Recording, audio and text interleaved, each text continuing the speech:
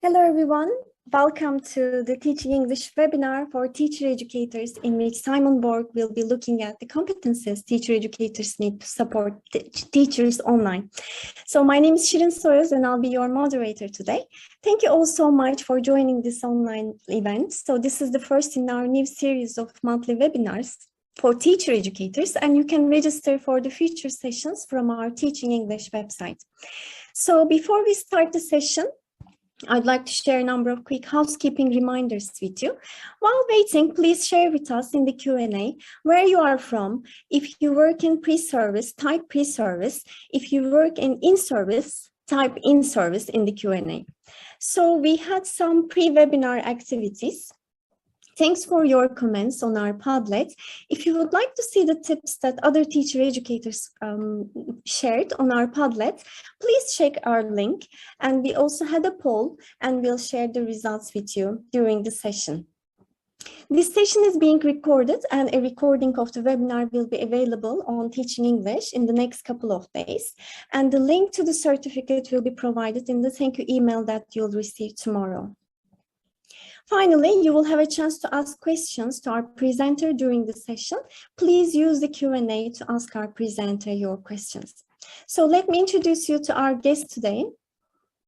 Simon Borg has been involved in English language teaching for almost 35 years, working in a range of contexts around the world. He is recognized internationally for his work on teacher cognition, professional development, and teacher research. So you can find full details of his work at his website. And Simon, over to you to launch today's session. Thank you very much, Shirin, for the kind introduction. And welcome to everyone who's joined us today. Thank you for joining the session. Let me just share my screen and we'll get going. Okay, so you can see the title of our session today. We're going to think about the competences that teacher educators need to support teachers effectively online. In terms of our structure, our route map today, first I'll talk a little bit about the rationale, about why this is an important topic for us to address at this particular point in time. And then the second part of the session will be the core section, where we actually talk about the kinds of skills and knowledge that teacher educators need in order to support teachers effectively online. That will be the major part of the work we do today together. Then the third part will dwell briefly on some of the implications for the issues we discussed. So in practice, in response to the competences we discuss, what can teacher educators do? What can organizations do to better support teacher educators who need to work online? And then at the end of the session, you'll be given some links to further resources through which you can continue thinking about and reading about the issues we discussed today. One of the resources will be a guide. The British Council has published a series of how-to guides for teacher educators, and one of them focuses on this topic. You can read all about the issues I covered today in much more detail in that guide, and that will allow us today to focus on some of the key points. So why, first of all, if we think about the rationale, why is it important to focus on the competences that teacher educators need to work effectively online? Well, we all know from experience in the last 2.5 years or so that in response to the global health crisis that we've experienced, there has been disruption to all levels and all sectors of education. This has affected, of course, schooling, school education, but also teacher education. And in response, there's been a rapid and much more widespread interest in how education and teacher education can be delivered remotely and especially online. Online teacher education in itself is not a new idea. It's been available for many years, But what has happened is that in response to COVID-19, of course, interest in online education, in online teacher education has been very rapidly triggered. We also have evidence that making this transition from face-to-face mode of delivery to an online mode of delivery has been quite challenging for many teacher educators, and I'm sure many of you will have first-hand experience of some of these challenges. In a report I published earlier this year, you can see the reference to it there, and this will be in the resources as well. In this report, I worked with some teacher educators from around the world, and we identified a number of challenges which they experienced. We can highlight some of these quite quickly now, and again, you may be able to relate to these from your own personal experience. So some of the challenges that teacher educators have experienced as they make this transition from face-to-face to online teacher education are limited prior knowledge and experience of working online. So the online environment has been quite new for many teacher educators. Providing digital resources for teachers has been a key challenge. Assessing understanding has been another one. So many teacher educators have been trying to learn how to assess the understanding of teachers when they're working with them online. How do we create interaction and encourage participation in online contexts? And of course, many teacher educators have been trying to find solutions to challenges with limited institutional support as well, which has just maybe increased the level of challenge that they have faced. So there are very clear reasons why it's pertinent at this particular point in time, and why it's important for us to focus on the issue of the kinds of skills and knowledge that teacher educators require to support teachers effectively online. We asked you in a pre-webinar poll for your views on this issue, and for those of you who did respond, I think there were about 220 or so responses. The prompt that was set was the one you can see on screen here.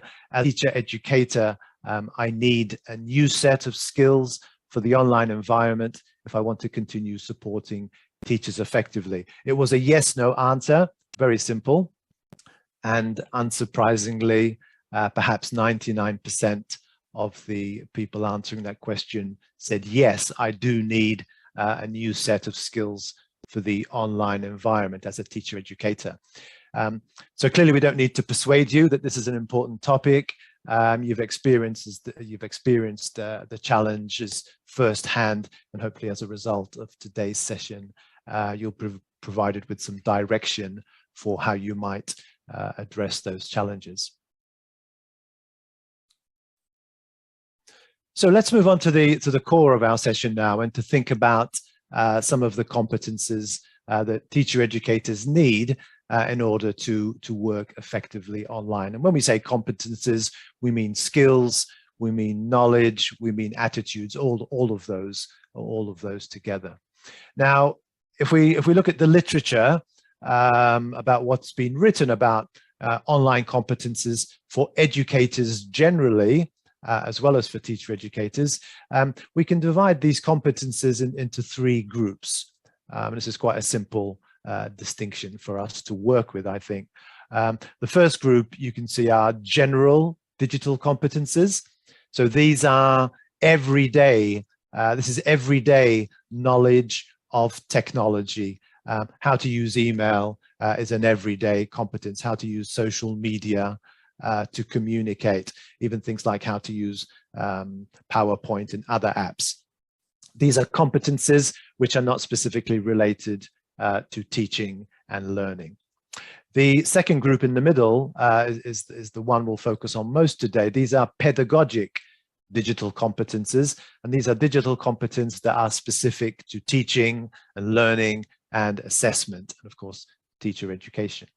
And then the third group of competences we call professional digital competences.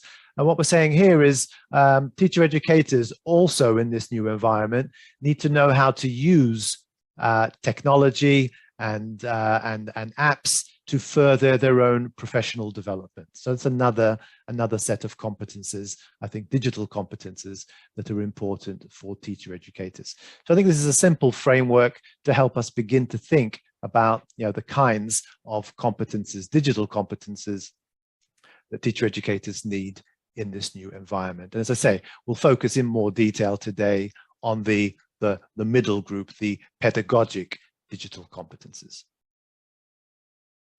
Let me just talk you very quickly through a couple of models. These are discussed in more detail in the how-to guide you'll be given a link to later. But one very common model that's used in discussion of online education generally is called the community of inquiry model.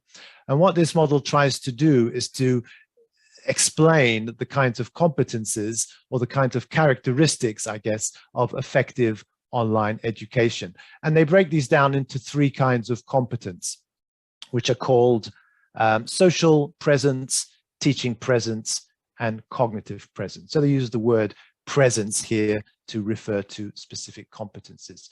So under social presence, we have things like the teacher educator's ability to foster participation, to create interaction, and to foster positive relationships in an online environment. Under teaching presence, we've got the teacher educator's ability to choose an appropriate pedagogical approach online, to set authentic tasks that engage participants, and to select appropriate online tools to use as well. And under cognitive presence, we have the teacher educator's ability to promote reflection in online learning, to promote critical engagement amongst participants, and to promote deep learning. And so what we're saying is that in an effective online learning environment, the educator or the teacher educator is able to do all of these. And if they do these well, the online environment will be an effective one. A second model, which draws on community of inquiry but looks a bit more broadly at the literature, comes from a report entitled Teaching Online is Different. And that's quite an appropriate title for our webinar today. In fact, maybe this could have been the title of our webinar, because this is one of the key points we are making today. And in this report, again, they end up with three kinds of competence that teacher educators need to work effectively online, which they call presence, facilitation, and support. And if you see the breakdown, you can see some similarities with the community of inquiry model. Under presence, they include things like the ability of the educator to promote effective online communication, the ability of the educator to model appropriate and effective online behaviors, and the ability of the educator to create a cordial, a friendly, a positive learning environment. Under facilitation, they include things like the educator's ability to facilitate, to create interaction, to encourage active learning, and to implement effective online instructional strategies. And under support, which they emphasize as a critical element in online education, they include things like the ability of the educator to provide effective feedback, managing time effectively in an online context, and managing the learning environment. And if we take those two models together, what they're telling us is that effective online learning environments will be characterized by three particular features. And these are online learning environments generally. So these apply to teaching, but of course they also apply to teacher education contexts. And the three key features that we've highlighted are, firstly, supportive social conditions. Secondly, appropriately designed and facilitated teaching. And thirdly, concrete, contextualized deep learning. And if we accept that these are the features of effective online environments, it follows, of course, that teacher educators will require the competences to create learning environments that have such features. In other words, these are the competences that teacher educators require in order to work effectively online. Okay, so at this point, we're going to take a short break to see if there are any interesting questions have popped up in the Q&A. My colleagues from the British Council have been going through those, and they'll feed one or two interesting ones to me at this point, and hopefully I'll be able to comment on them. So let me bring in my colleagues at this point. So thank you very much, Simon, for your input. So we are now opening the floor for the Q&A. So please share your questions in the Q&A. We already have some questions, and from these questions, we want to start with, please, apologies if I'm reading your name wrong. Abhishek is asking, how can we assess the understanding of language teachers teaching remotely to learners? So maybe referring back to the frameworks that you already mentioned, you can tell us how we can assess our teachers' understanding. Sure. Okay. So it's important to remember that we're talking about these issues in the context of teacher education and the work of teacher educators, even though the ideas apply more generally to teaching. But I think in answering this question, I'd like to focus on, just to maybe modify the question slightly, so that the question really is, how can teacher educators monitor the understanding of the teachers they are working with? Exactly, yes. In a sense, rather than the understanding of the teachers as the teachers teach their learners. So in practical terms, what we have here is, perhaps I'm a teacher educator, I'm running a session online, I'm working with teachers, and what I'm interested in is how do I know whether these teachers are actually following? And what we're looking for there is ways of engaging teachers and getting feedback from teachers as the session progresses. So we're looking for ways to make online teacher education interactive so that teachers have opportunities to show us their understanding. The way we're using the Q&A, for example, in this webinar, could be used in teacher education as a way of monitoring understanding. You can tell from the kinds of questions people ask whether they're actually following. We're also using polls in this session.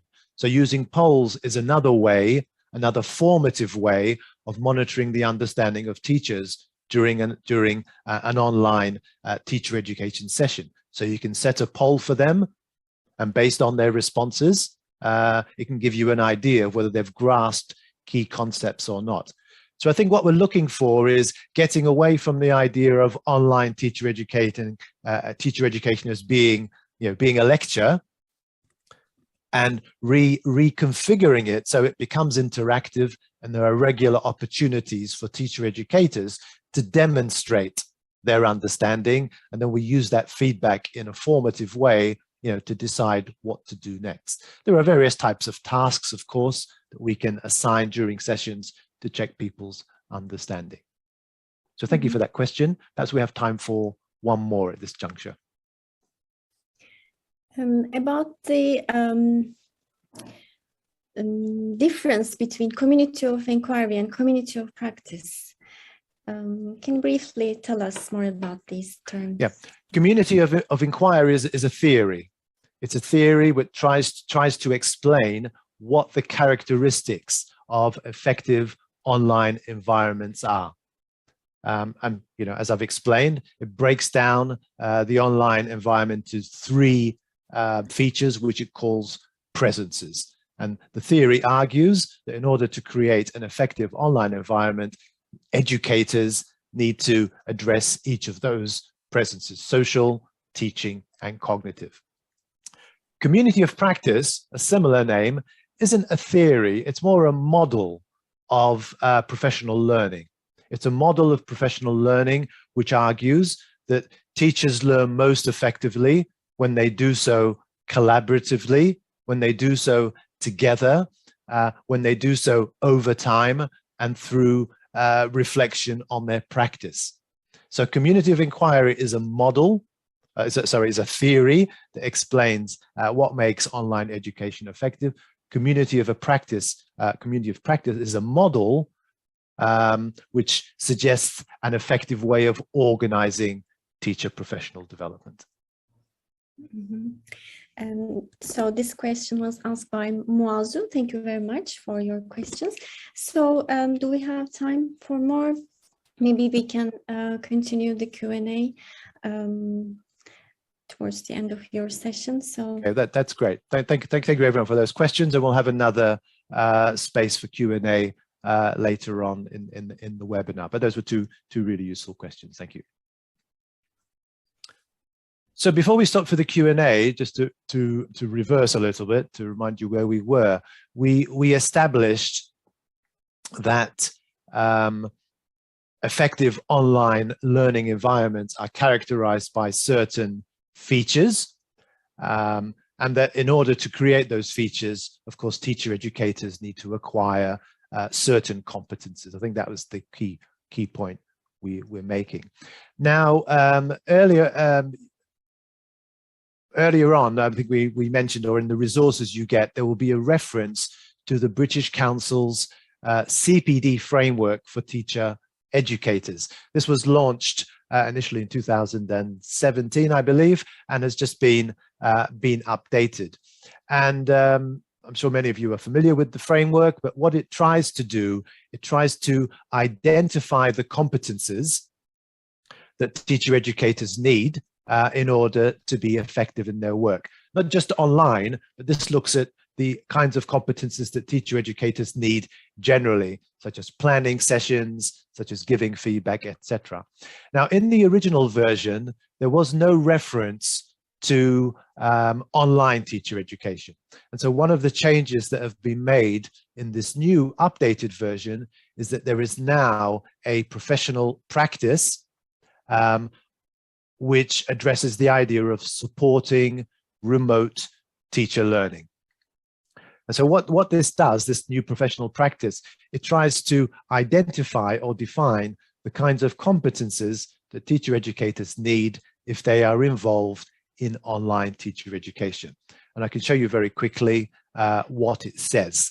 It breaks these competences down into 5 elements. And as you can see, many of them overlap with issues we've already mentioned. So effective online teacher educators will, number 1, know how to use different tools and platforms, both generally, as we said, general digital competence, but also educationally, so pedagogic digital competence. Number 2, online teacher educators know how to identify, select, and create, where necessary, digital content. The third one, they know how to create a motivating, supportive, and inclusive remote learning environment. 3 critical features there of effective learning environments generally, but also online. They're motivating, they're supportive, and they're inclusive. The 4th competence there is managing remote learning effectively, including basic technical troubleshooting. Now, this is the idea of teacher educators being technical troubleshooters is an interesting one. I've worked with teacher educators who say to me they don't like the idea that it's their responsibility to solve technical problems that arise. And while I sympathize and while I accept it would be great if every teacher educator had, a technical support person available all the time, in reality, that's just not feasible. So teacher educators, when they're working online, do benefit from the ability to solve basic technical problems that can arise. It may be simple things like, teachers not putting their microphones on or things like that. And number 5 here, in terms of the competences in the British Council framework, use and integrate technology in a way that is safe, legal, ethical, and responsible. These are very important considerations as well. So it's good to see that in developing the CPD framework for teacher educators, the British Council has updated in a way that reflects this increased focus on online education in the last few years. And this is another tool that teacher educators can use to assess and reflect on their own online competences. So I think it's a very useful tool in that respect. Okay, we have a quick in-session poll for you at this point. So the poll has just appeared on the screen. You can see the question here. Very straightforward question. It's a multiple choice question, and all you need to do is select one answer, and we'll give you 15 to 20 seconds to do that, and then we'll look at the results.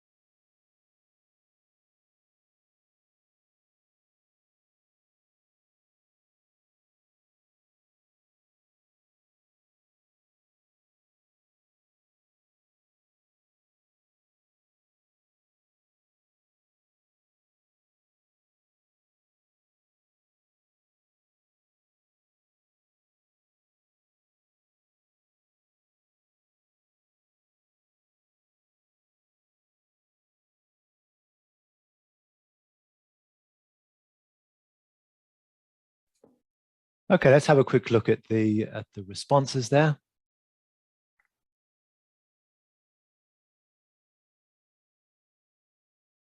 Okay, so that should be visible to you as well. So the question was in terms of the skills and knowledge that you feel are most important for online teacher educators. A fairly even split between the first two. Good knowledge of technology, both generally and for educational purposes for teaching. And of course, effective online teaching skills, two very important components which we've highlighted there. Creating a positive online learning environment is third. We do need to emphasize in a lot of the literature that looks at effective online education, the ability of the educator and of the teacher educator to create a positive online learning environment is very often highlighted as the most important element. So it's important to keep in mind that that is critical as well. And of course, a smaller number of you felt that giving teachers remote support and feedback is less important, of course, relative to the others. And it does depend on the kind of online teacher education context you work in as well. Not all online teacher educators need to carry out all tasks, and then there may be contexts where, for example, giving remote support and feedback is not part of your work. Okay, so I'll just close that there and we'll move forward. Thank you for your comments on that.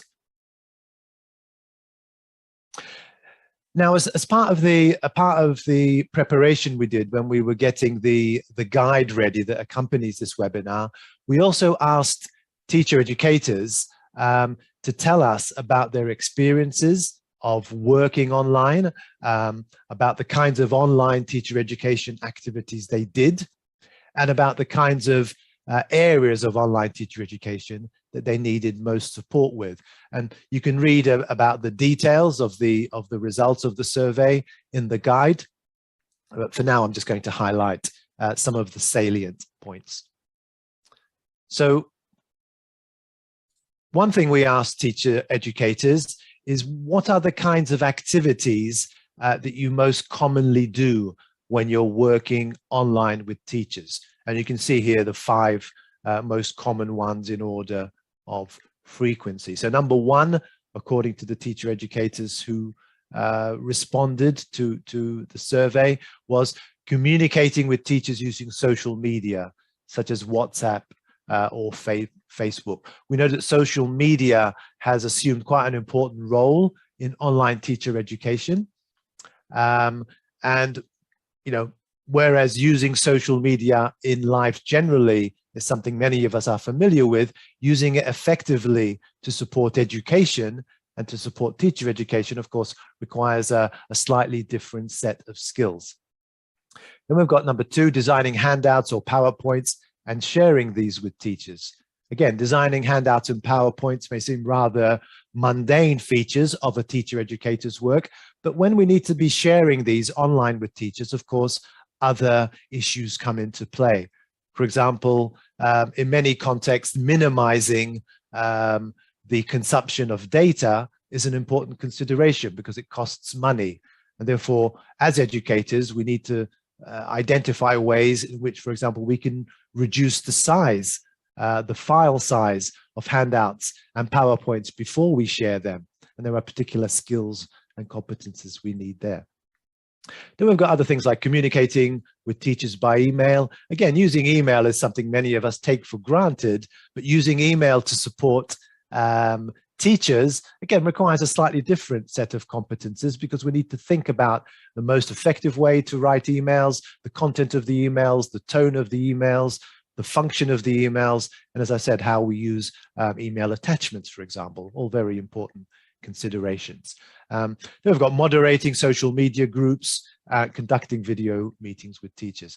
It's interesting to be aware of the kinds of online activities that teacher educators do most frequently because they provide us with a focus when it comes to supporting teacher educators.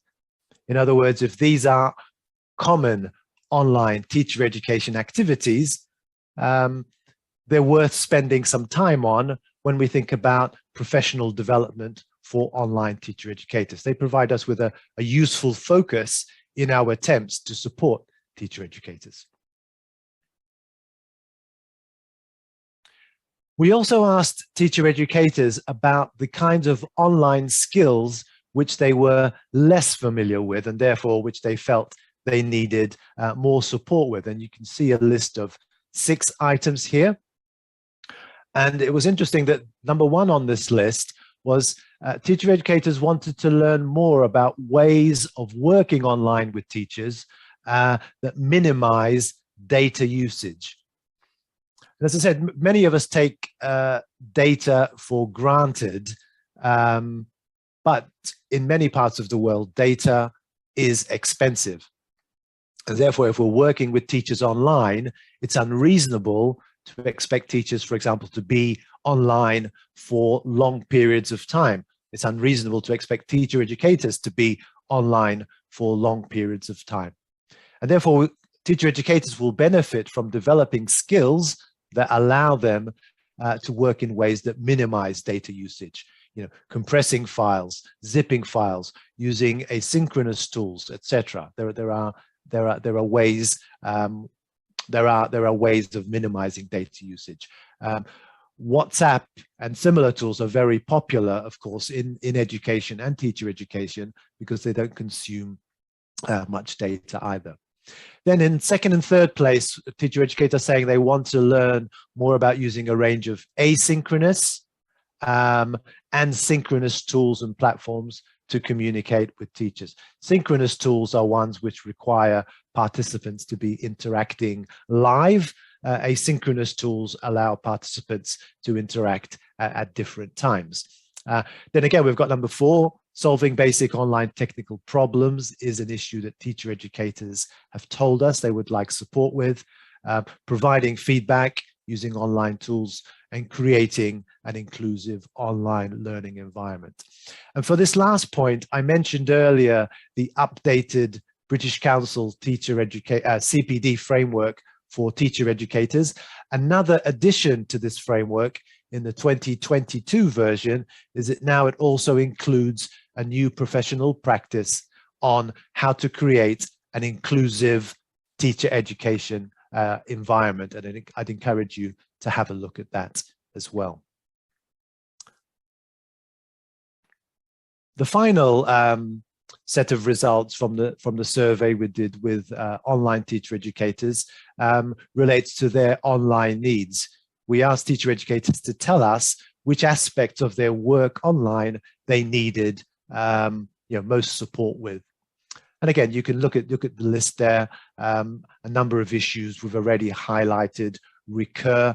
And again, it's important, well, it's useful to be aware of these because they provide us with a focus when we're trying to support online teacher educators. Knowing what their needs are allows us to provide more targeted support and allows us to support the work of online teacher educators more effectively. So we've got things like selecting, identifying, selecting resources, making sessions interactive, assessment and troubleshooting, issues which have come up several times already. And that emphasizes their importance in the work of online teacher educators. So let's summarize the key points we've made. I think we can boil this down to three major points, really, in terms of takeaways for us. One of them, which as I said at the beginning, we don't need to persuade you of, but we may need to persuade organizations and ministries of sometimes, is that supporting teachers online does call for an additional set of competences that teacher educators need to develop. Even if you're a successful, experienced, face-to-face teacher educator, moving into the online environment requires you to extend your repertoire and to increase the range of skills and knowledge that you possess so that you can perform effectively in the online environment.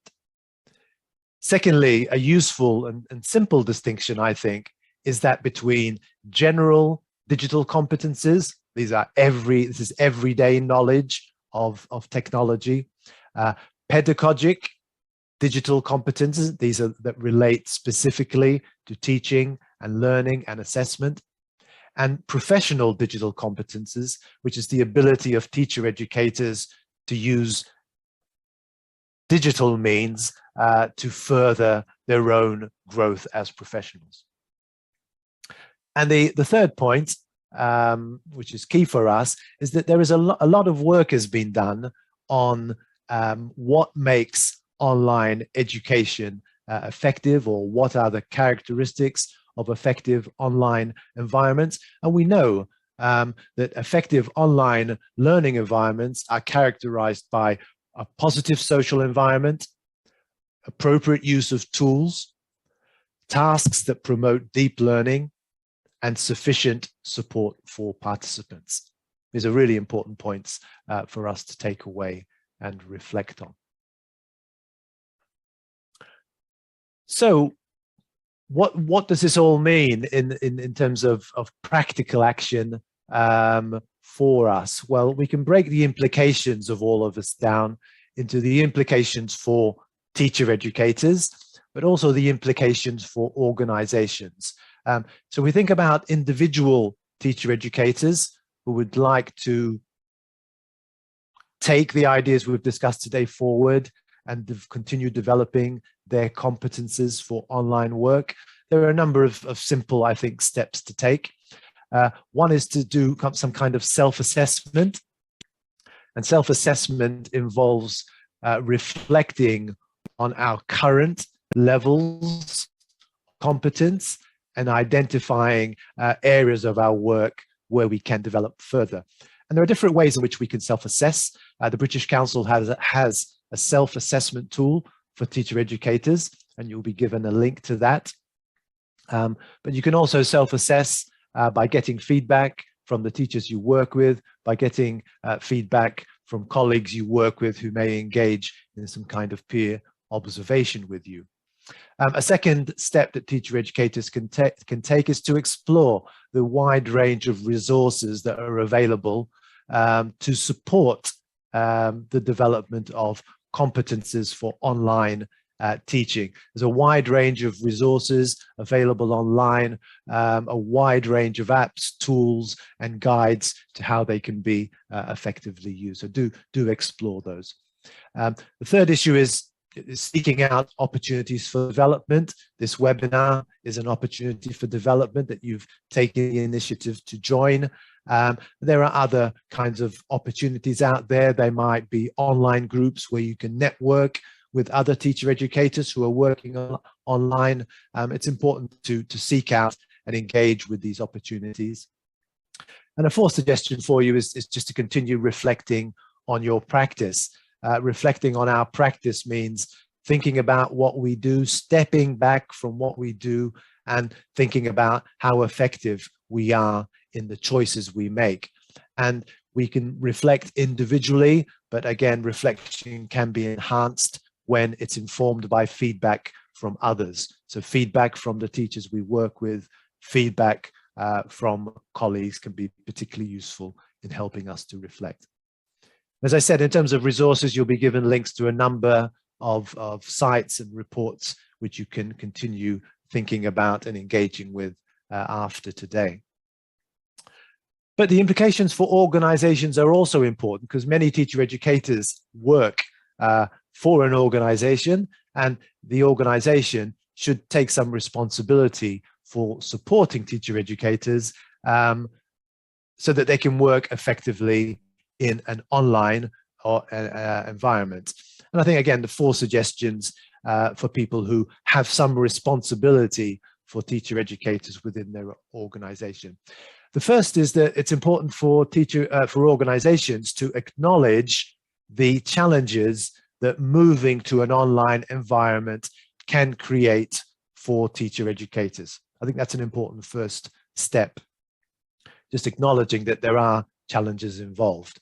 I think it's still the case that many organizations, maybe ministries, don't fully recognize the challenges that teacher educators face when they move to an online environment, and I think it's important that these challenges be acknowledged.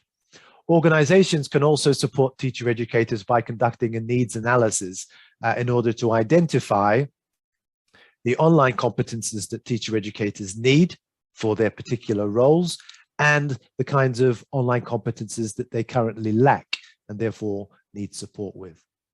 Thirdly, once organizations have identified the kinds of challenges that teacher educators face online, the kinds of needs that they have, of course, organizations can take steps to provide support for teacher educators. Support can take the form of training, it can take the form of access to resources, and it can take the form of buddy groups or networks through which teacher educators can support one another. And finally, it's very important for organizations to foster positive attitudes to technology amongst teacher educators. We can't assume that all educators immediately have positive attitudes or positive dispositions to working online. It's clear that many teacher educators, because they had to make the shift to online learning quite quickly, weren't fully prepared and therefore lacked confidence in this new online environment. And of course, when we lack confidence, it can create negative attitudes to a particular situation. So organizations can take steps to provide support, and by providing support for teacher educators, they can help create more positive attitudes among them. So four implications there for teacher educators and four for organizations such as ministries and other employers who are responsible for teacher educators. Okay, so at this point, I think we can go back to the Q&A now and open up for any other questions you have about anything we've covered in our session today. So I'll hand back to Shirin. Thank you. Thank you so much, Simon, for the great presentation, and many thanks to our participants for your active participation. So we hope you found the session useful and picked up useful ideas to reflect on and use when supporting teachers online. So we have really very good questions. I would like to start with Robert's question. What will you say to teachers who are reluctant to online teaching? Some say it's antisocial and is not effective. Could you please provide us with some strategies for online engagement of teachers? Mahin and Victoria also asked similar questions about motivating teachers to come out from their comfort zone and learn new practices. Yeah, that's a good question, and if you allow me, I'll just reframe it again to focus on teacher educators, because I think well, the question for us would be, what can teacher educators do to create positive attitudes among teachers, not just to teaching online, but to engaging in professional development online? Because one challenge we have found is that, of course, a lot of teacher education programs have moved online, but then teachers have not been particularly keen to engage in those programs. So the question for me is, what can we do as teacher educators to create more positive attitudes amongst teacher educators, amongst teachers, so that they are willing to take part in online teacher education programs? And to answer that question, I think we need to ask another question. And the question is, why is it that teachers may not be keen to participate in online teacher education? I think that's a question we need to ask before we can think about solutions. So teachers are being given opportunities to take part in online teacher education, but they don't take those opportunities, or they don't engage with them fully. Why is that the case? And I think if we can understand some answers to that question, we're in a position to think about solutions. Now, I can provide some insight based from some projects I've worked on, where it has been the case that teachers have been reluctant to engage in online teacher education programs, and a number of reasons have emerged from our evaluations of those programs. Number one is that teachers themselves very often lack the digital skills they need to engage effectively in online teacher education. And if that's the case, of course, the starting point is to think about what we can do to boost teachers' own digital skills. You know, many teachers have never used Zoom before or Teams before. So if they're asked to take part in teacher education, which assumes they know how to use Zoom or they know how to use Teams or similar programs, of course, the teachers are going to struggle. It's going to be an unpleasant experience for them. It will create negative attitudes. And of course, next time they don't want to engage. So one important step we have to take is to assess the digital skills that teachers already possess and make sure that we're not making any assumptions about those. If teachers don't have the skills we assume they do for online teacher education programs, of course, we need to make sure they acquire them, or we need to modify our programs so that they're not making excessive demands on teachers. A second reason why teachers don't participate in online programs, one I alluded to earlier, very often is cost. As I said, in many parts of the world, being online is quite expensive. And so if we're running online programs which require teachers to be online, involved synchronously for long periods of time, of course, it's going to cost teachers money, and that's not going to be a very appealing option for many of them. And so how do we address that? Of course, we need to design programs in a way that blends both synchronous and asynchronous modalities, and that makes use of apps and tools that minimize data usage, for example. And I've seen effective models where such strategies are used and where teachers are able to engage more fully. And maybe just two more reasons. I could probably provide more, but to keep the answer briefer, teachers very often don't participate in online teacher education because they lack devices and equipment, which we may assume. For example, many teachers around the world work off phones. Their telephone is the way in which they access digital content. So if we're designing online programs which assume they have access to computers or tablets, it's not going to be effective. And the fourth reason why teachers very often don't participate in online programs is that they haven't got a space to do so effectively at home. Again, we assume, that everyone has an office at home where they can study privately. That is not the case in many parts of the world. Teachers don't have private spaces where they can engage in online programs. So when they do engage, they keep their cameras off because there are family members around. They keep their microphones off because there is noise around. So these are four factors, I think, which explain why teachers very often don't participate in online programs. And it's our responsibility when we're designing online programs to make sure we take these into account. Shirin, let's take another question, please. Another very good question, Simon, from Bayam. Does research support that online teacher education programs are more productive than direct, than face-to-face? So what would you say? My simple answer would be no, simply because there are so many different kinds of face-to-face and online programs in teacher education, and there are so many variables that determine the effectiveness of different programs that it's going to be very difficult to ever say, one is more effective than the other.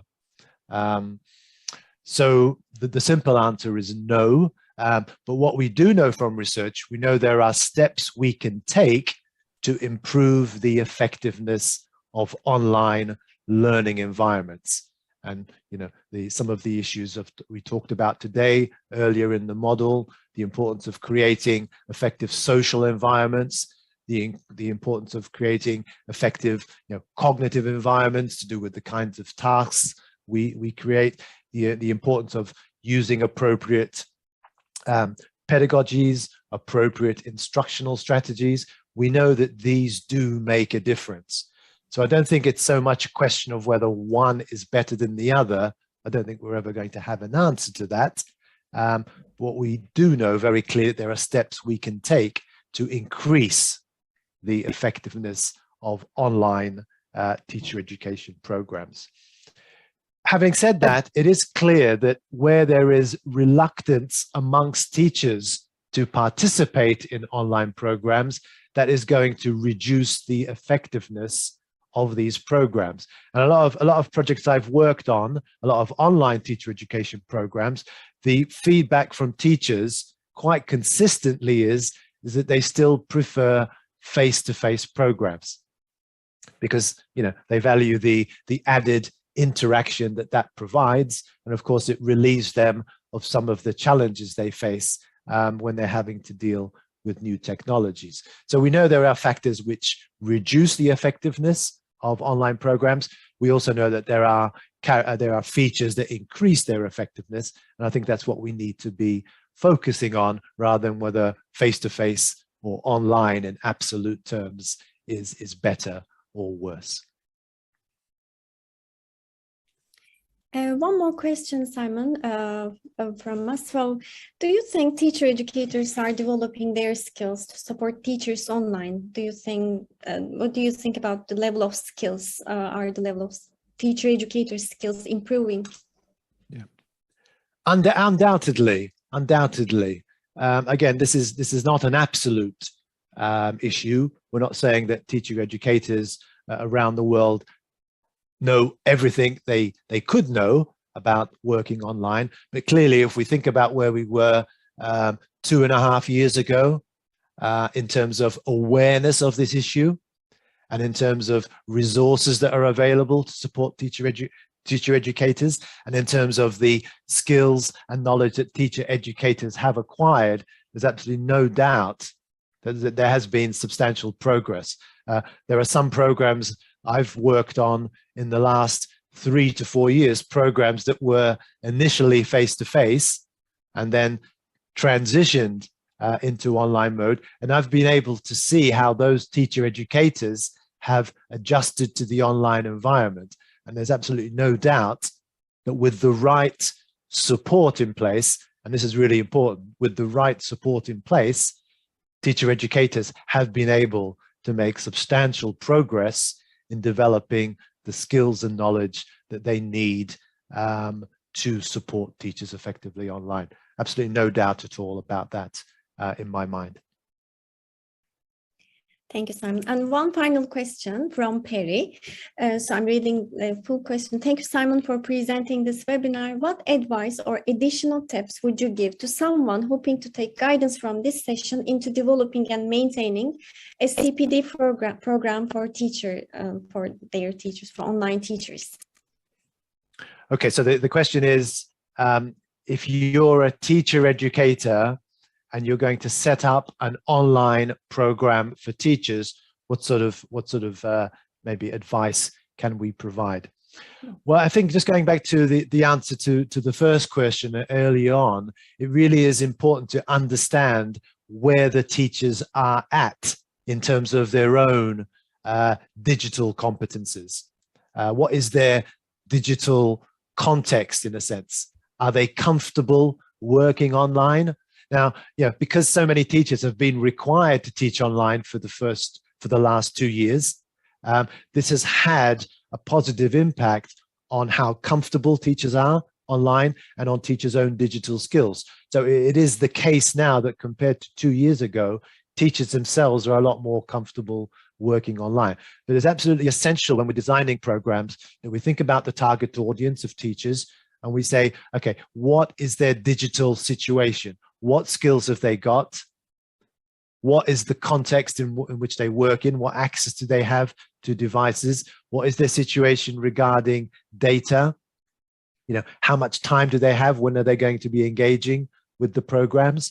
How much support do they have within their ministry or within their schools for online teaching? I think it's important to have a good understanding of the teachers.